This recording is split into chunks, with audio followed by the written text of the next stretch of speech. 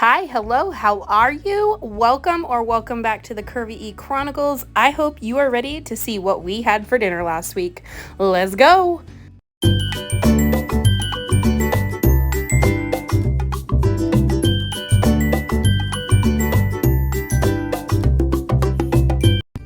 Starting the week off with garlic mushroom chicken thighs with sun-dried tomatoes. So, if you watched my meal plan with me, which I'll leave linked up in the cards, we got chicken thighs for 99 cents a pound, which is awesome, but they are skin on, bone in, which I don't cook with very often. So we're going to pat them dry, and then I spared you the gruesomeness of me pulling off all of the skin and taking some of the fat off. So to season these, we are going to use garlic powder, onion powder, I think it's like a teaspoon of each. I quit fighting with my containers and just dumped it in. And then we are going to use the last of my Italian seasoning, which I will be adding to my grocery list, and some garlic salt.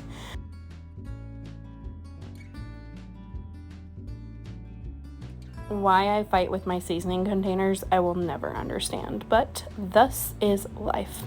And a dash of pepper. And I don't know if you knew this trick, but if you take your glass ones and rub them together, the pepper comes out quicker. So we stir that all up, and then we are going to season both sides of our chicken thighs. Now, to be honest with you, I don't even know if the recipe called for bone-in or boneless. I just cooked them the way I cooked them because that's what I had. We are going to oil our pan liberally. I think the recipe says 2 tablespoons. Do what you gotta do. And then wait for it.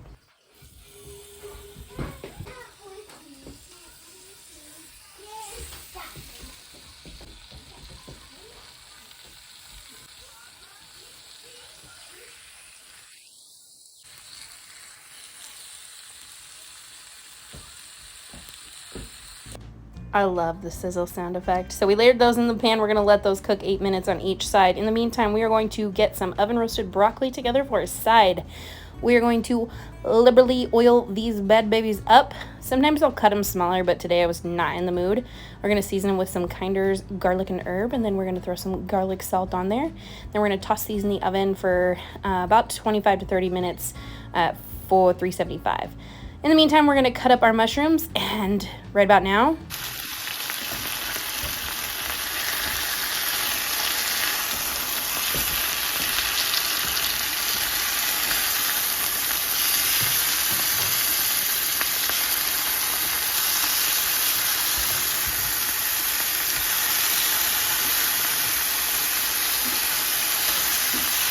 I paused for dramatic effect. We're going to let those cook on the other side and flip them. Once our chicken thighs are done, we are then going to put in 2 tablespoons of butter.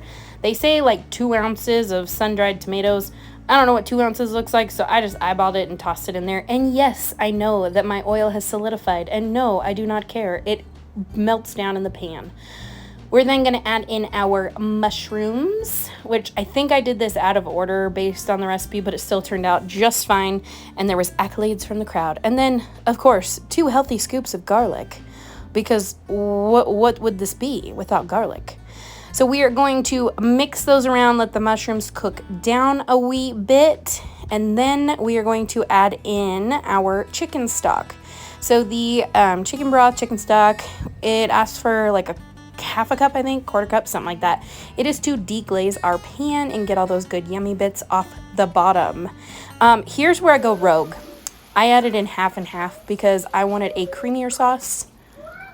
I'll let you listen because it's delicious. And we stir those up, get everything nice and mixed. Put your chicken thighs back in for a few minutes just to get covered in that sauce. And there you have it. Sun-dried garlic mushroom chicken thighs and some oven roasted garlic. This was a hit even with the kiddos. I was impressed. We are now jumping into a 1-pot meal, which I am absolutely obsessed with. So we're going to take half a stick of butter and melt that bad boy down, and we are going to add in, again, some healthy scoops of garlic, because that's what we do around here. If you don't like garlic, just click out. But we're going to let that cook. And then we are going to add in our chicken broth. We use a whole can. And actually it does call for a little bit more, so if you wanted to add in a little bit of water you could, and then half and half. I did need to finish off the small half and half and add in some more from the large half and half. You know, I should really measure based on the recipe, but I do not. So just know that if you have questions, it's all linked in the description. We're gonna toss in some oregano, because that's what it calls for. And I think I did some thyme as well. Nope, parsley, just kidding. Maybe there is thyme in this. I don't know. I got all the time in the world. There's the thyme. I thought there was thyme in this one. So truthfully, I should measure spices out, but I do not. I think when I start to cook enough, I figured it out. So we are going to add in some pepper as well. And then we are going to add in some garlic powder to top that off. And I do believe I forgot to tell you what this is a 1-pan creamy broccoli pasta, and then I add chicken for some extra protein. So we are going to mix all of that together, and then we are going to add in our shells. What do you think of this? The chicken coops?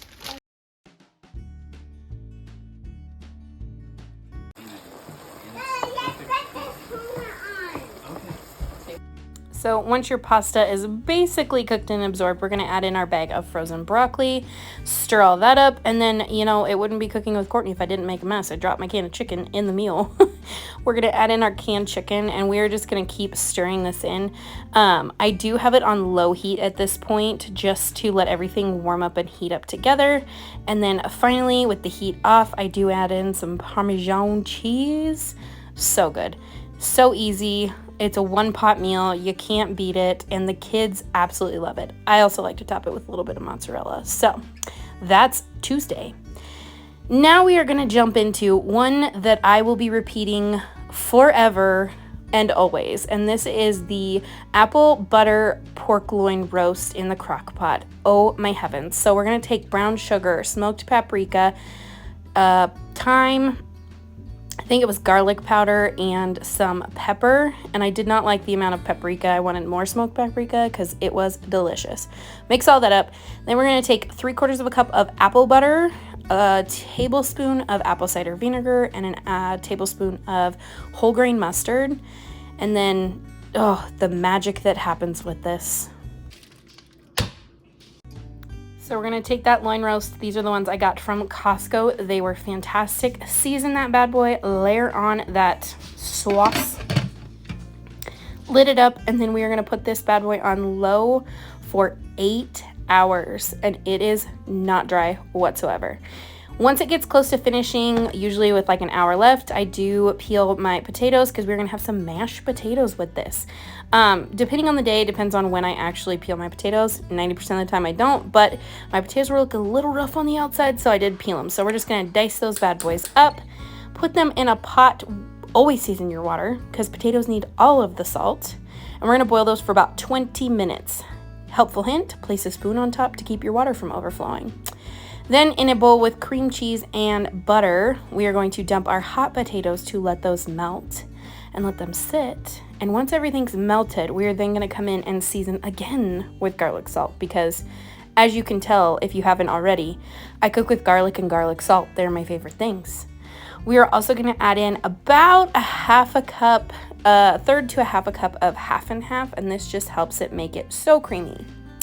Now, in this moment would be when I would use my hand mixer. However, I fried my hand mixer the last time I made mashed potatoes. So I had to use this masher that I've never used before. And there you go. It turned out fine, but they were lumpy. Not my favorite. And y'all, look at this roast. It smelled heavenly. And it cut up beautifully, and all of the juices in the bottom made this amazing, like, sauce gravy. Oh, so good. My husband said he ate on it for a couple days for leftovers, and he goes, I was so stuffed and it was so good, like I couldn't keep eating anymore. So this one was definitely a favorite that we will be having on repeat forever. All right, jumping into a Thursday night's dinner, we are gonna do a French onion chicken and rice bake. And when I tell you I don't like rice, I love this dinner. So I'm boiling my chicken so that I can shred it up, and then we are going to wash our rice. I've only cooked rice twice in my life. This is the second time. The first time was when I originally made this recipe that we liked. But I saw somewhere that said wash your rice, and I thought, okay, is it really that big of a deal?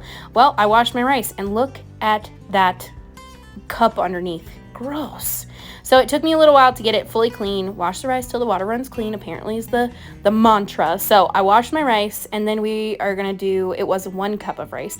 So we're gonna do 2 cups of water, and then we're gonna add in our 1 cup of rice. Say hello to my kitchen helper who thinks he needs to press all the buttons. And we are going to let that rice cook for about 20 minutes. And yes, I did scrape it out of the bowl, don't you worry. I did do it covered. So this recipe also calls for like pre-made French onion dip.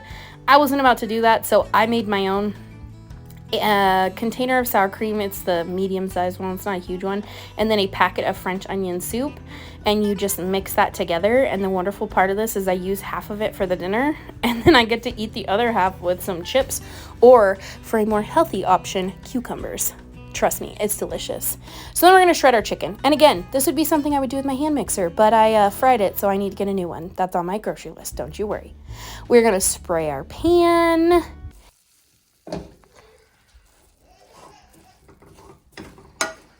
And once our rice is fluffed, we're going to dump everything into our bowl. So our shredded chicken, half of this container of the onion dip that we made, and then we're gonna do 1 can of cream of chicken soup. This one actually came out really easy. I was majorly impressed. And I can't remember if we do any seasonings because this does have quite a bit of salt. Oh, that's right. We do about half a can of chicken stock. And that is just to make sure it stays moist and nothing dries out. Then we're gonna add in that rice, and you can tell it is a hot rice because it steamed up my camera. And then, as always, we measure cheese with our heart. So we are going to mix this all together until well combined. And then we're gonna layer it in our 9x9 pan. Okay, so this recipe does call for like a 9x13, but I fudged some of the measurements, so I just did a 9x9 pan. It did not change anything. We're gonna spread it all out, and then we are gonna top this with French fried onions. So freaking delicious. This goes into the oven at 350 for about, if you do a 9x13, it's about 20 minutes. I did in my 9x9, I did 30 minutes.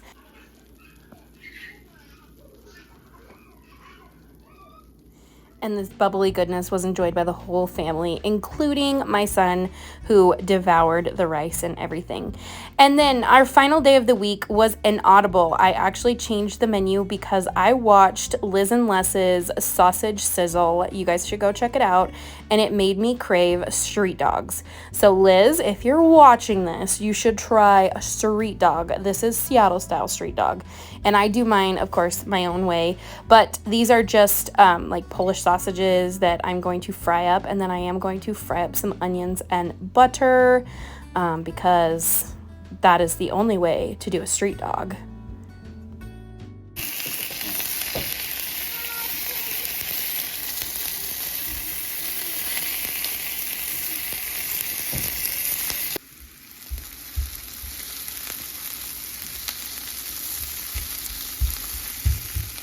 And once your sausages are completely cooked, I did toast up my buns in the same pan with some butter. And then we're going to take whipped cream cheese and we're going to put this on the bottoms of the buns.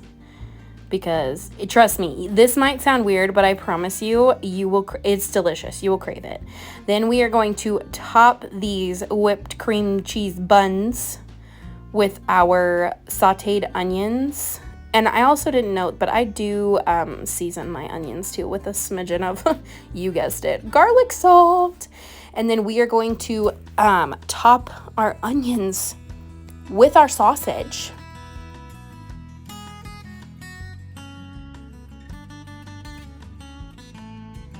Now, traditionally, they would be topped with like ketchup and mustard, but I love ketchup, I hate mustard. But I found that if you do Chick-fil-A sauce, it is fan-freaking-tastic.